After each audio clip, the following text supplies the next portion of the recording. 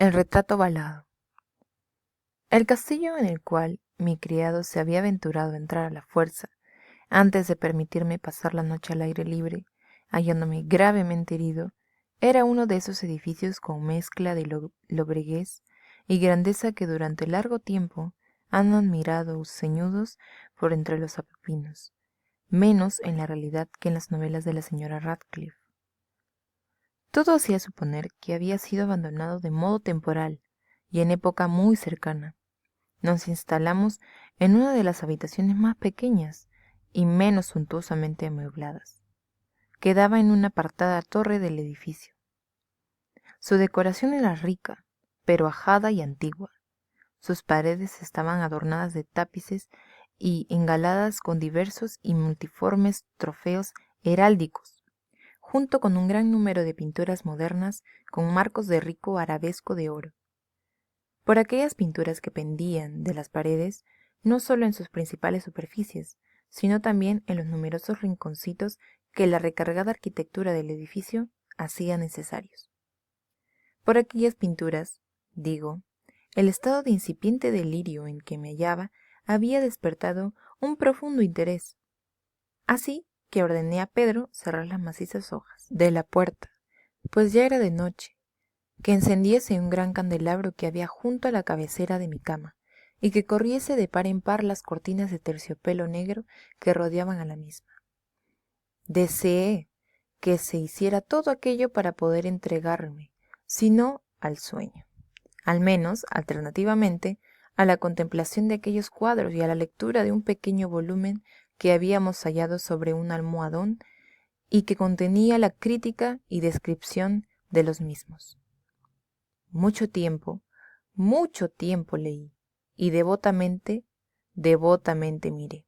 Las horas pasaron rápida y magníficamente, y la profundidad de la medianoche llegó.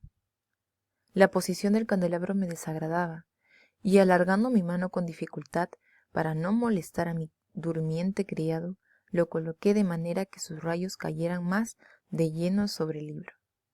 Pero la acción produjo un efecto completamente inesperado. Los rayos de las numerosas velas, pues eran muchas, caían ahora dentro de un nicho de la habitación que hasta entonces había permanecido totalmente oculto por la sombra de una de las columnas de la cama. De este modo vi con vívida luz un cuadro que me había pasado inadvertido. Era el retrato de una joven muchacha, precisamente cuando comenzaba a ser mujer.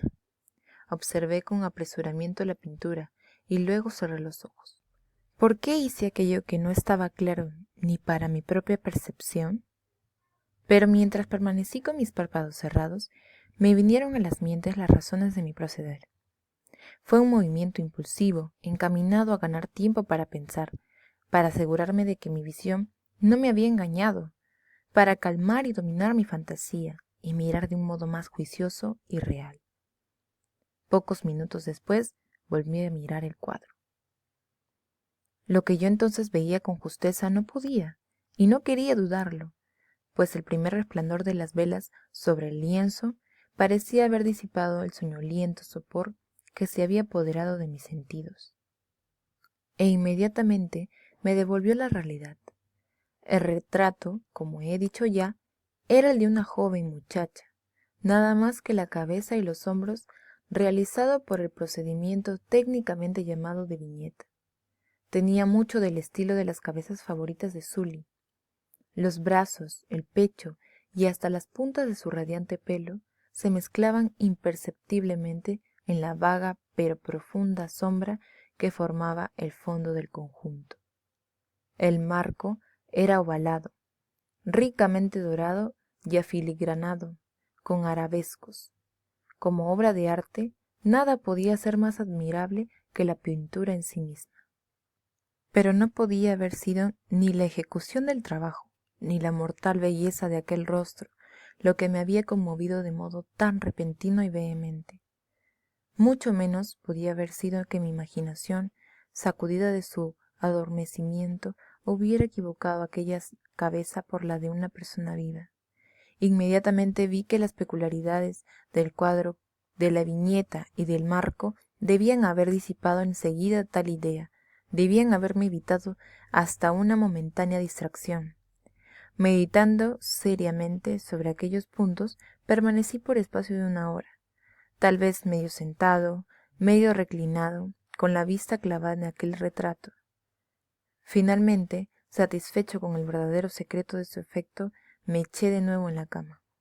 Había hallado que el hechizo de aquella pintura consistía en una absoluta realidad palpable, de su expresión que al principio me sorprendió y finalmente me confundió, me subyugó anonadándome. Con profundo y reverente temor volví a colocar el candelabro en su primitiva posición. Habiendo sido apartada de mi vista la causa de mi profunda agitación, me dediqué a leer el libro que trataba de aquellos cuadros y de sus historias. Pasé las hojas hasta encontrar el número que designaba el retrato ovalado, y allí leí las vagas y curiosas que decían así. Era una doncella de la más rara belleza, no menos amable que llena de alegría. Fue en mala hora cuando ella vio, se enamoró y se casó con el pintor. Él, apasionado, estudioso, austero, había depositado su entero amor al arte. Ella, una doncella de la más rara belleza, toda luz y sonrisa, juguetona como un cervatillo, amaba todas las cosas y sólo odiaba el arte, que era su rival. Sólo temía la paleta, los pinceles y otros desfavorables instrumentos que la privaban de la presencia de su amado.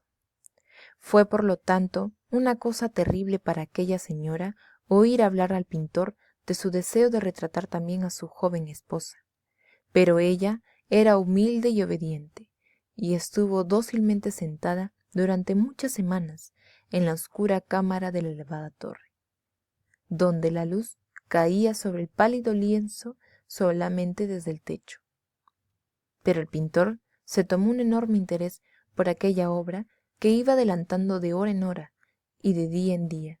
Era un hombre apasionado, extraño y taciturno, que se perdía siempre en fantasías, de tal modo que no quiso ver que la luz que caía de modo tan lúgubre en la solitaria torrecilla iba agotando la salud y el ánimo de su esposa, lo que a todos preocupaba, menos a él. Con todo, ella sonreía y continuaba, sin quejarse nunca, porque veía que el pintor, de alto renombre, ponía en su obra un afán ardiente y encendido, trabajando día y noche en pintar a la que tanto amaba. Pero cada día estaba más decaída y más débil. Y a decir verdad, algunos que contemplaron el retrato hablaron de su parecido en quedas palabras como de una poderosa maravilla, y demostración no sólo del talento del pintor, sino de su profundo amor por la que pintaba de modo tan magnífico.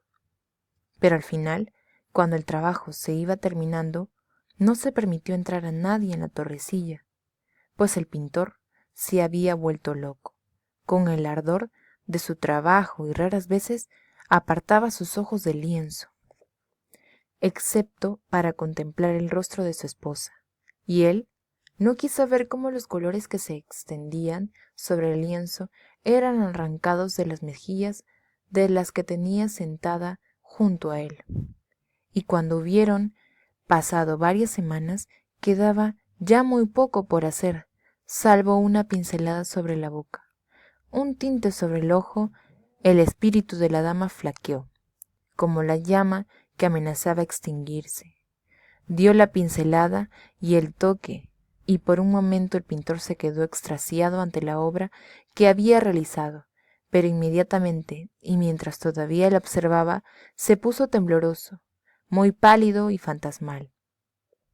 «Esto es realmente la vida misma», gritó, pero al volver los ojos de pronto para contemplar a su amada,